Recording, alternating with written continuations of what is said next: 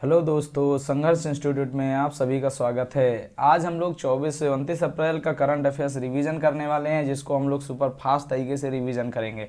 तो चलिए बढ़ते हैं भाई पहले क्वेश्चन की ओर। आज का पहला क्वेश्चन है, मुलापेटा ग्रीनफील्ड एयरपोर्ट कहाँ पर बना है, ये कहाँ बनेगा, इस चीज़ का आंसर करिए। तो इसका आंसर हो जाएगा आंध्र प्रदेश। और दूसरे क्वेश्चन पे चलते हैं, किस राज्य सरकार ने खेल संस्कृति को पुनर्जीवित करने के लिए एक पंचायत एक खेल मैदान योजना का शुभारंभ किया है। तो याद रखिएगा केरल राज्य सरकार के द्वारा। इस चीज़ को आप ध्यान रखना, इंपॉर्टेंट हो जाएगा। और यहीं पे अगर हम उत्तर प्रदेश की बात करें तो उत्तर प्रदेश सरकार ने एक जिला एक उत्पाद योजना चालू की है, और इसके साथ ही एक जिला एक खेल योजना को भी चालू किया है। इस चीज़ को आप ध्यान रखिएगा, वेरी वेरी इंपॉर्टेंट हो जाएगा। अगर हरियाणा की बात करें तो हरियाणा सरकार के द्वारा एक ब्लॉक एक उत्पाद योजना को भी लॉन्च किया गया। इस चीज़ को आप अच्छे से याद रखिएगा, वेरी वेरी इंपॉर्टेंट हो जाएगा। और चंडीगढ़ की अगर बात करें तो चंडीगढ़ एयरपोर्ट का नाम बदल करके शहीद भगत सिंह के नाम पर कर दिया गया। इस चीज़ को भी आप अच्छे से ध्यान रखिएगा। चलिए बढ़ते हैं अगले क्वेश्चन की ओर। अगला क्वेश्चन है, भूमि विवाद को कम करने के उद्देश्य से किस राज्य सरकार द्वारा सलोखा योजना प्रारंभ की गई है। तो इस चीज़ का आंसर क्या होने वाला है, इसका आंसर होने वाला है महाराष्ट्र। क्या होने वाला भाई, महाराष्ट्र होने वाला है। इस चीज़ को आप ध्यान रखिएगा। और बढ़ते हैं भाई चौथे क्वेश्चन पे, पंचायती राज दिवस हर साल कब मनाया जाता है। तो याद रखिएगा 24 अप्रैल को हर साल पंचायती राज दिवस मनाया जाता है। इस चीज़ को ध्यान रखिएगा। और हम 22 अप्रैल की बात करें तो विश्व पृथ्वी दिवस मनाया जाता है।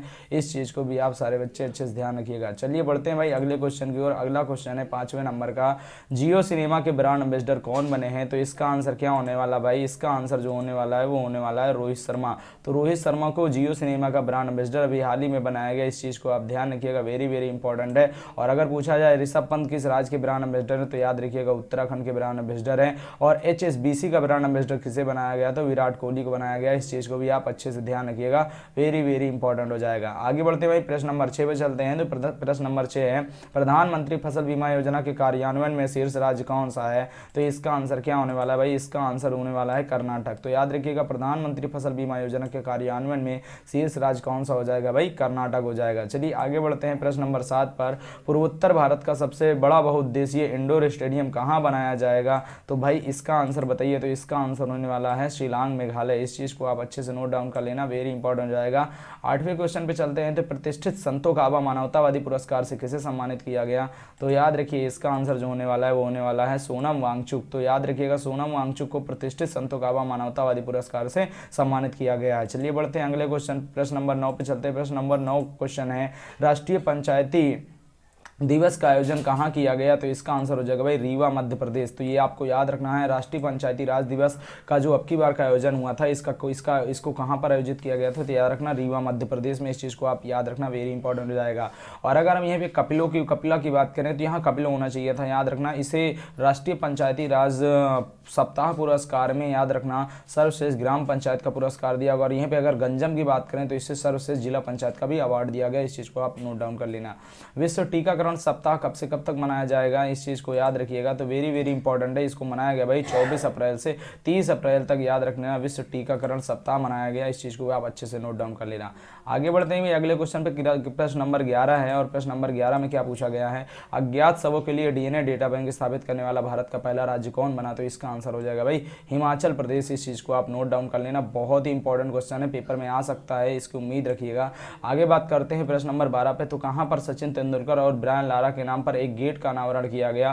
तो ये भी बहुत अच्छा ही क्वेश्चन है, इस चीज़ को आप ध्यान रखिएगा। तो इसका आंसर हो जाएगा भाई सिडनी। तो सिडनी क्रिकेट ग्राउंड में याद रखिएगा सचिन तेंदुलकर और ब्रायन लारा के नाम पर एक गेट का अनावरण किया गया। चलिए बढ़ते हैं अगले क्वेश्चन पे, प्रश्न नंबर 13 पे। प्रश्न नंबर 13 क्या कहता है, तो याद रखिएगा सूडान में फंसे भारतीयों को निकालने के लिए भारत ने कौन सा ऑपरेशन चलाया। इस चीज़ को आप ध्यान रखिएगा। तो वेरी वेरी इंपॉर्टेंट भाई ऑपरेशन कावेरी। तो याद रखिएगा सूडान में भी गृह युद्ध चल रहा है, जिसके कारण भारत वहां पर अपने नागरिकों को निकालने के लिए ऑपरेशन कावेरी नामक एक ऑपरेशन चलाया। इस चीज़ को आप ध्यान रखिएगा। और यहीं पे अगर हम बात करें ऑपरेशन देवी शक्ति, तो याद रखिएगा अफगानिस्तान में फंसे भारतीयों को वापस लाने के लिए भारत सरकार द्वारा चलाया गया था। और ऑपरेशन गंगा के बारे में अगर बात करते हैं तो याद रखिएगा यूक्रेन में फंसे हुए भारतीयों को भारत लाने के लिए ऑपरेशन चलाया गया था। और ऑपरेशन दोस्त की बात कर लें तो भी हाल ही में तुर्की और सीरिया में भूकंप आया था, भारत द्वारा तुर्की और सीरिया को चिकित्सीय सहायता प्रदान करने के लिए ऑपरेशन दोस्त चलाया गया था। ये चार के चारों क्वेश्चन बहुत ही इंपॉर्टेंट है, इसको अच्छे से सेव कर लेना दिमाग में, वेरी वेरी इंपॉर्टेंट आपके पेपर में आ सकता है। प्रश्न नंबर 14 की बात करें तो विश्व मलेरिया दिवस कब मनाया जाता है, तो याद रखिएगा विश्व मलेरिया दिवस हर साल जो मनाया जाता है वो हर साल मनाया जाता है 25 अप्रैल को। तो याद रखिएगा 25 अप्रैल को हर साल मलेरिया दिवस मनाया जाता है। 22 अप्रैल की बात करें तो याद रखिए विश्व पृथ्वी दिवस मनाया जाता है। और अगर हम 24 अप्रैल की बात करते हैं तो याद रखिएगा हर साल इस दिन मनाया जाता है राष्ट्रीय पंचायत दिवस। इस चीज़ को याद रखिएगा। आगे बढ़ते हैं, प्रश्न नंबर 15 पे चलते हैं। प्रश्न नंबर 15 में क्या पूछा गया है, तो याद रखिएगा वाइब्रेंट विलेज प्रोग्राम के तहत देश का पहला गाँव कौन बना, तो याद रखिएगा माड़ा। माड़ा कहाँ पड़ता है, उत्तराखंड में। इस चीज़ को आप याद रखना, ये देश का पहला गांव बना। इस चीज़ को आप याद रखना। ये पहले इसे देश का सबसे अंतिम गांव बताया जाता था, लेकिन अब ये देश का सबसे पहला गांव बन गया है माड़ा, जो कि किस राज्य में स्थित है भाई, उत्तराखंड में। इस चीज़ को याद रखना। अगर हम इन ऑप्शनों में बात करें तो याद रखिएगा, अगर पूछा जाए देश की पहली कार्बन न्यूट्रल पंचायत कौन सी है भाई, पल्ली याद रख लेना। और अगर पूछा जाए सर्वश्रेष्ठ ग्राम पंचायत का अवार्ड अब की बार किसे दिया गया, तो कपिलो ग्राम पंचायत झारखंड में स्थित है। इस चीज़ को याद रखिएगा। और देश का पहला संविधान साक्षर जिला कौन सा है भाई, कोल्लम। ये कड़ता कहाँ है भाई, केरल में पड़ता है। इस चीज़ को आप ध्यान रखिएगा। अगर प्रश्न नंबर 16 में चलते हैं भाई, प्रश्न नंबर 16 में क्या पूछा गया, नरेंद्र मोदी के द्वारा 2003 में शुरू किए गए स्वागत पहल के 20 वर्ष पूरे होने पर किस राज्य सरकार ने जश्न मनाया, तो याद रखिएगा गुजरात सरकार के द्वारा। इस चीज़ को आप अच्छे से याद रखना, वेरी इंपॉर्टेंट हो जाएगा। आगे बढ़ते हैं भाई, प्रश्न नंबर 17 पे चलते हैं। प्रश्न नंबर 17 में पूछा गया है भारत द्वारा G20 पार्क के निर्माण की आधारशिला कहाँ रखी गई, तो इसका आंसर हो जाएगा भाई नई दिल्ली। इस चीज़ को आप याद रखिएगा, वेरी वेरी इंपॉर्टेंट हो जाएगा। प्रश्न नंबर 18 की अगर हम बात करते हैं तो पीएम मोदी ने देश की पहली वाटर मेट्रो रेल सेवा का अनावरण कहाँ पर किया, तो याद रखिएगा केरल। केरल में भाई कहाँ पर, तो कोच्चि में। इस चीज़ को आप नोट डाउन करना। अब चलिए बढ़ते हैं भाई अगले क्वेश्चन पे चलते हैं। प्रश्न नंबर 19, और प्रश्न नंबर 19 में पूछा गया है सिपरी की रिपोर्ट के अनुसार वैश्विक सैन्य खर्च के मामले में भारत का स्थान कौन सा है, याद रखना भारत का स्थान चौथा है। अगर हम पहले स्थान की बात कर लें तो याद रखिएगा अमेरिका है, दूसरे की बात कर ले तो चाइना है, और तीसरे की बात करें तो रूस है। इस चीज़ को आप ध्यान रखना। आगे बढ़ते हैं भाई प्रश्न नंबर 20 में, तो बांग्लादेश के 22वें राष्ट्रपति के रूप में किसने शपथ ग्रहण किया, तो याद रखिएगा मोहम्मद शहाबुद्दीन चुप्पू। इस चीज़ को आप याद रखने ना, वेरी वेरी इंपॉर्टेंट है। तो बांग्लादेश के नए राष्ट्रपति का नाम क्या है भाई, मोहम्मद शहाबुद्दीन चुप्पू। इस चीज़ को आप ध्यान रखना। अगर हम बात करें बांग्लादेश के पहले राष्ट्रपति कौन थे भाई, मोहम्मद अब्दुल हामिद थे। इस चीज़ को आप ध्यान रखना, नहीं सॉरी भाई, तो याद रखना अभी इनसे पहले मोहम्मद शहाबुद्दीन से पहले वहाँ के राष्ट्रपति कौन थे, मोहम्मद अब्दुल हामिद। और अगर पूछा जाए प्रेजेंट टाइम में बांग्लादेश की प्रधानमंत्री का नाम क्या है, शेख हसीना है। और अगर हम बात करते हैं कि बांग्लादेश के पहले राष्ट्रपति का नाम क्या था, शेख मुजीबुर रहमान। इस चीज़ को आप ध्यान रखना। चलिए बढ़ते हैं भाई अगले क्वेश्चन पे, प्रश्न नंबर 21 पे। प्रश्न नंबर 21 क्या कहता है, जरा यहाँ पे ध्यान देना। चुनाव आयोग द्वारा किस राज्य में होने वाले विधानसभा चुनाव में पहली बार वोट फ्रॉम होम का विकल्प पेश किया है, तो याद रखिएगा कर्नाटक राज्य में। याद रखना, वेरी वेरी इंपॉर्टेंट, क्योंकि अभी हाल ही में कर्नाटक राज्य में विधानसभा चुनाव होने वाले हैं। इस चीज़ को आप याद रखिए। कर्नाटक में टोटल विधानसभा सीटें कितनी भाई, 224 हैं। और अगर लोकसभा सीटों की बात करें 28 है, और राज्यसभा सीटों की बात करें तो 12 है। इस चीज़ को भी आप नोट डाउन कर लेना। आगे बात करते हैं क्वेश्चन नंबर 22 पे, तो तीरंदाजी विश्व कप 2023 का आयोजन कहाँ हो रहा है, तो याद रखिएगा तुर्की। या कहाँ पर याद रखना भाई, तुर्की में हो रहा है। इस चीज़ को याद रखना। तुर्की ने अपना नाम भी बदल दिया है, याद रखिए तुर्की से तुर्की कर दिया है। इस चीज़ को भी आप ध्यान रखना, वेरी वेरी इंपॉर्टेंट। आगे बढ़ते भाई प्रश्न नंबर 23 पे चलते हैं। प्रश्न नंबर 23 में क्या पूछा गया भाई, प्रश्न नंबर 23 में पूछा गया अंतर्राष्ट्रीय चेरनोबिल आपदा स्मरण दिवस कब मनाया जाता है, तो याद रखिएगा हर साल 26 अप्रैल को अंतर्राष्ट्रीय चेरनोबिल आपदा स्मरण दिवस मनाया जाता है, क्योंकि 26 अप्रैल 1986 को याद रखिएगा चेरनोबिल परमाणु घटना घटित हुई थी। इस चीज़ को आप नोट डाउन कर लेना। अगर बात करें विश्व पृथ्वी दिवस तो 22 अप्रैल को, राष्ट्रीय पंचायत दिवस 24 अप्रैल को। इस चीज़ को भी नोट डाउन करना। प्रश्न नंबर 24 में क्या पूछा गया है, IIT मद्रास किस देश में अपना पहला अंतर्राष्ट्रीय परिसर स्थापित करेगा, तो याद रखिएगा इसका आंसर जो होने वाला है वो होने वाला तंजानिया। तो याद रखिएगा तंजानिया में IIT मद्रास अपना पहला अंतर्राष्ट्रीय परिसर स्थापित करेगा। इस चीज़ को नोट डाउन कर लेना। चलिए बढ़ते हैं अगले क्वेश्चन की ओर। प्रश्न नंबर 25 में, प्रश्न नंबर 25 क्या पूछ रहा है, याद रखना किस क्रिकेट स्टेडियम की पश्चिमी ट्रिब्यून को सचिन तेंदुलकर के नाम से ना जाना जाएगा, तो याद रखिएगा शारजाह क्रिकेट स्टेडियम। अगर पूछा जाए शारजाह क्रिकेट स्टेडियम कहाँ पर स्थित है, याद रखिएगा ये संयुक्त अरब अमीरात मतलब UAE में स्थित है। इस चीज़ को आप ध्यान रखना। और मेलबर्न क्रिकेट स्टेडियम की अगर बात कर लें तो याद रखिए ऑस्ट्रेलिया में स्थित है और दुनिया का दूसरा सबसे बड़ा क्रिकेट स्टेडियम है। नरेंद्र मोदी क्रिकेट स्टेडियम अहमदाबाद गुजरात में स्थित है, जो विश्व का सबसे बड़ा क्रिकेट स्टेडियम भी है। इस चीज़ को याद रखिए। ग्रीन पार्क स्टेडियम के बारे में अगर बात करें तो ये उत्तर प्रदेश के कानपुर शहर में स्थित है। इस चीज़ को आप नोट डाउन कर लेना। आगे बढ़ते हैं भाई प्रश्न नंबर 26 में। प्रश्न नंबर 26 में क्या पूछा गया, ऑस्ट्रेलिया के सर्वोच्च नागरिक सम्मान ऑर्डर ऑफ ऑस्ट्रेलिया से किसे सम्मानित किया गया, तो याद रखिएगा भारत के मशहूर उद्योगपति रतन टाटा को सम्मानित किया गया है ऑर्डर ऑफ ऑस्ट्रेलिया से। इस चीज़ को याद रखना, वेरी वेरी इंपॉर्टेंट हो जाएगा, अच्छे से आप ध्यान रखना। अगर यहीं पे बात करें बिल गेट्स को किस सम्मान से, तो याद रखना हिलाल पाकिस्तान, तो पाकिस्तान के द्वारा हिलाल पाकिस्तान से किसे सम्मानित किया गया है? बिल गेट्स को। इस चीज़ को याद रखिएगा। और यहीं पे बात करें आशा भोसले के बारे में तो याद रखिएगा दूसरा लता दीनानाथ मंगेशकर पुरस्कार से किसे सम्मानित किया गया है? तो आशा भोसले को सम्मानित किया गया। इस चीज़ को भी याद रखिए। अप्पा साहब धर्माधिकारी की बात करें तो याद रखिएगा इनको अभी हाल ही में महाराष्ट्र भूषण पुरस्कार से सम्मानित किया गया। इस चीज़ को भी नोट डाउन करना। चलिए बढ़ते हैं अगले क्वेश्चन पे। अगला क्वेश्चन है प्रश्न नंबर 27।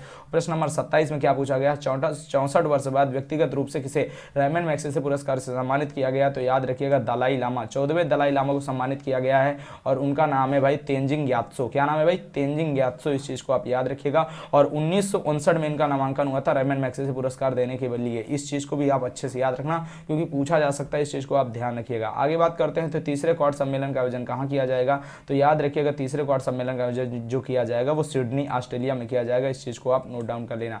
आगे बढ़ते हुए अगले नेक्स्ट क्वेश्चन पे चलते हैं। अगला क्वेश्चन है 29 नंबर में पूछा गया है। वेरी वेरी इंपॉर्टेंट ये भी क्वेश्चन है। स्मोक एंड एसेज पुस्तक के लेखक कौन है भाई? तो अमिताभ घोष हो जाएंगे। Ashes and smoke and ashes पुस्तक के लेखक। इस चीज़ को आप नोट डाउन कर लेना। अगर यहीं पे बात करें देखो रचना बिष्ट रावत के द्वारा एक पुस्तक लगी गई है Vipin the man of behind uniform. इस चीज़ को आप ध्यान रखना। और शशि थरूर के बारे में बात करें तो याद रखिए अंबेडकर अलाइव पुस्तक के लेखक कौन है भाई? शशि थरूर। इस चीज़ को आप ध्यान रखना।